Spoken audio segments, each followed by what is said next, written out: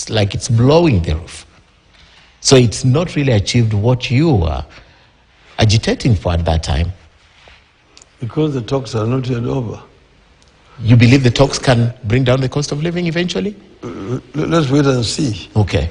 But what I'm trying to say is the Kenya Kwanza administration has got its priorities very wrong. Okay. First, they raised the hopes of people too high in the campaigns. And I think they felt that the Kenyans are gullible. Once we have taken power, nobody will question.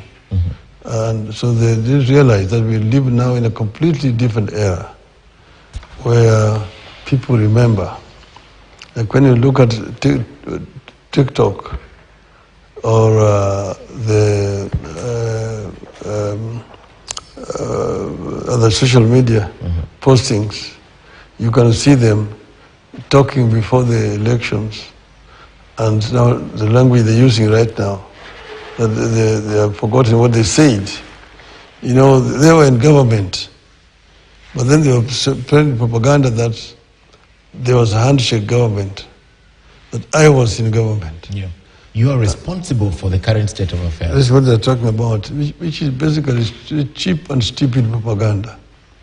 I mean, what position did I occupy in the government?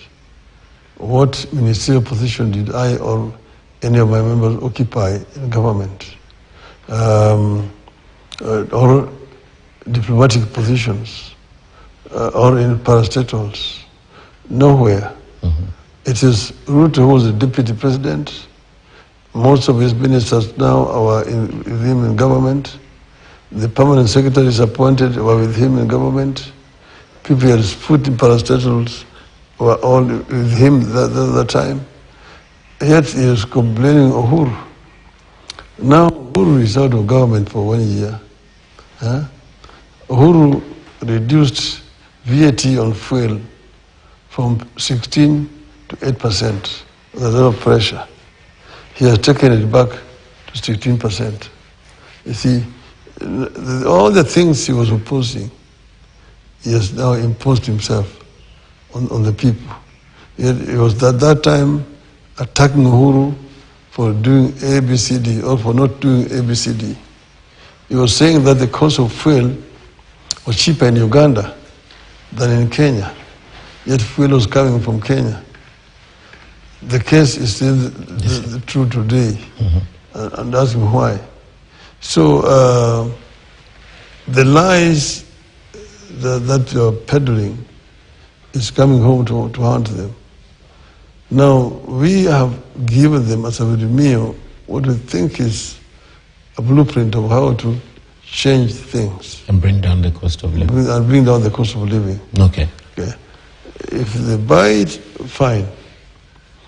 If they don't buy it, we will review with our people.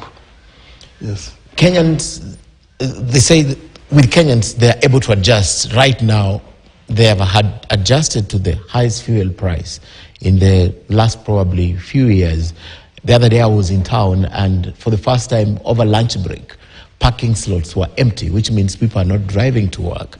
Do you think politicians prey too much on Kenyans and their vulnerability and their need just to move on with life? Because a lot of people are fighting just to get by now.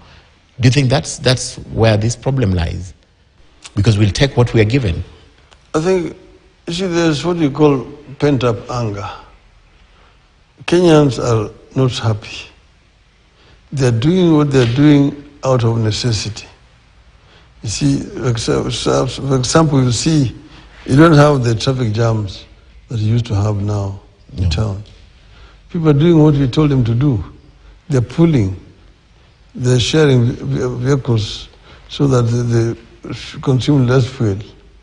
And the statistics now show that, in fact, the fuel consumption has gone down.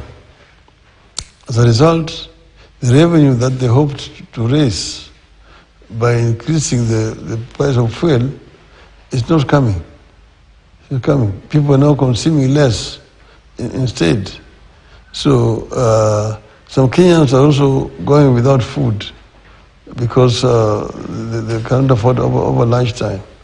So the restaurants are also not making as good business as they were making at the other time. So the private sector is affected. Even the steel consumption has gone down. So you're having what you call an effect, a bigger effect on the economy than would have been the case if they had not come up with these very high taxes. Okay. So like now, most people will tell you that the take home is just 30% of the gross. 70% is going into taxes.